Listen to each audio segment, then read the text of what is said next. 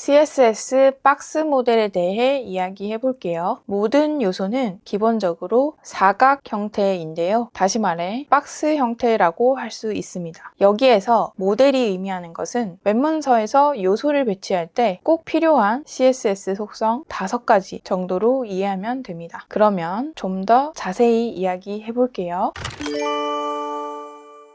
박스 모델을 설명하기 위해서 제가 이 교구를 직접 만들었는데요. 박스 모델을 이해하는데 많은 도움이 되었으면 좋겠습니다. 박스 모델은 4개의 영역으로 나눌 수 있고 5개의 속성으로 구성되어 있습니다. 요소의 크기를 지정하거나 테두리 또는 여백을 지정할 수 있는데요. 그래서 기본적으로 모든 요소에 존재한다고 이해하면 됩니다. 그러면 천천히 하나하나 살펴볼게요. 우선 4개의 영역을 먼저 이야기하고 5개의 속성도 자세히 이야기해 볼게요. 첫 번째, 이 파란색 부분은요, content 영역이고요. 요소가 생성되었을 때 실제 요소의 크기라고 이해하면 됩니다. CSS에서 일반적으로 크기를 지정하는 속성은 2가지가 있는데요. 너비를 의미하는 width, 높이를 의미하는 height, 이렇게 2가지 속성이 이 content 영역에 포함되어 있습니다. 자, 그래서 첫 번째 영역은 content, 여기에는 width,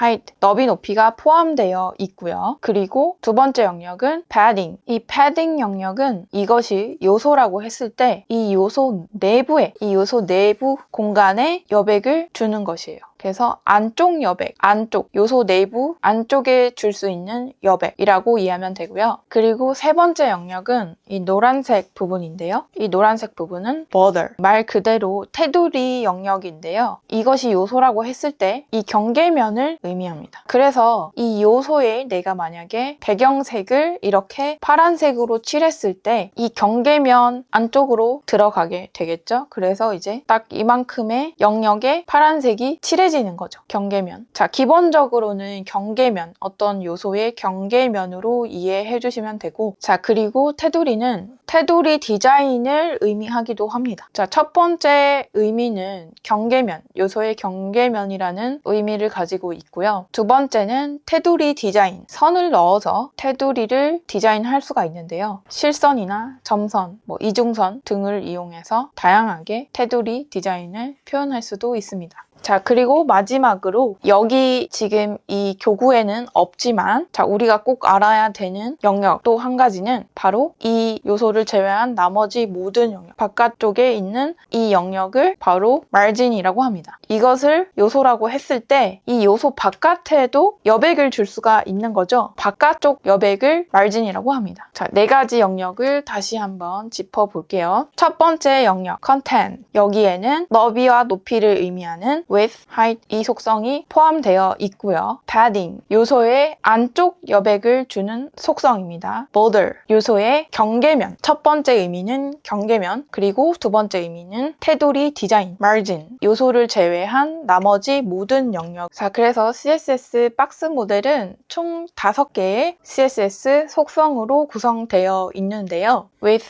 너비, height, 높이, padding, 안쪽 여백, border, 테두리 또는 경계면, margin, 요소의 바깥 여백, 이렇게 5가지로 구성되어 있습니다. 자, 그리고 이 박스 모델에서 정말 중요하게 꼭 알아야 하는 개념이 있는데요. 이 4개의 영역에서 이 content 부분은 요소의 실제 크기 부분을 의미하기 때문에 필수라고 할 수 있습니다. 요소가 생성이 되었다면 크기는 당연히 있겠죠. 웹브라우저 화면에 무언가 요소가 보여진다는 것은 너비와 높이가 존재한다는 의미이기도 하죠. 자, 그러면 padding, border, margin 이 나머지 영역은 옵션이라고 할 수 있어요. 맨 처음에 요소가 생성이 되어서 브라우저에 보여졌을 때 이 안쪽 여백, 테두리 디자인, 바깥 여백은 없어도 상관이 없어요. 필수가 아니라는 얘기예요. 나중에 사용자가 넣고 싶으면 넣을 수 있고 필요 없으면 안 넣어도 된다는 얘기예요. 자, 그래서 이 컨텐트 부분은 필수이고요. 이 외에 나머지 영역은 모두 옵션이라는 것. 자, 그리고 이 각 영역이 위치하고 있는 부분, 위치를 자세히 기억해 주실 필요가 있는데요. 이 컨텐트 영역이 가장 안쪽에 있는 이유가 있습니다. 자, 요소의 실제 크기라고 했는데요. 이것이 요소라고 했을 때 안쪽에 여백을 넣거나 또는 테두리 디자인을 하게 되면요. 이 요소 자체가 확장이 되는 개념이에요.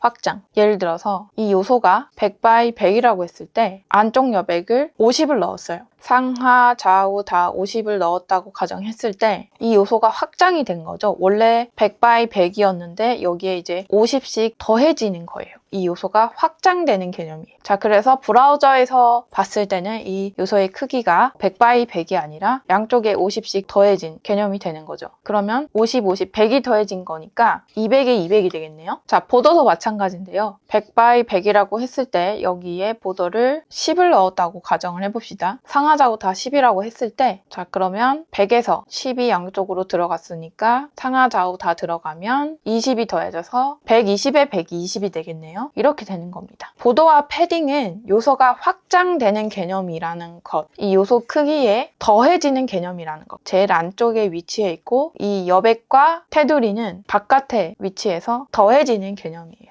이 테두리는 요소의 경계면을 의미하기도 하니까 그래서 가장 밖에 있어야 할 수밖에 없고 경계면 안쪽과 그 다음에 이 실제 요소 사이에 여백이 존재를 할 수 있기 때문에 그래서 패딩의 위치가 여기 들어가는 것이라고 이해를 하시면 됩니다. 자, 그러면 한번 생각해 보세요. 실제 요소의 크기가 100 by 100이에요. 그런데 안쪽 여백이 50. 자, 그 다음에 여기에 테두리가 10이라고 했을 때 이 요소의 전체 크기는 어떻게 될까요? 브라우저에서 보여지는 이 전체 크기는 얼마일까요? 자, 50씩 더해져서 100이 됐죠? 그 다음에 양쪽에 10씩 붙어서 20이 됐죠? 120이 된 거예요. 자, 그러면 원래 100이었으니까 100에서 120을 더하면 220이 된 거죠? 브라우저에서 보여지는 이 크기는 220만큼 확장이 돼서 보여지게 되는 거예요. 실제로 내가 이 요소에 지정한 크기는 100 by 100이지만 브라우저에서 보여지는 이 요소의 전체 크기는 100에서 120이 더해진 크기, 220에 220이 된 이 크기가 보여지게 되는 것입니다.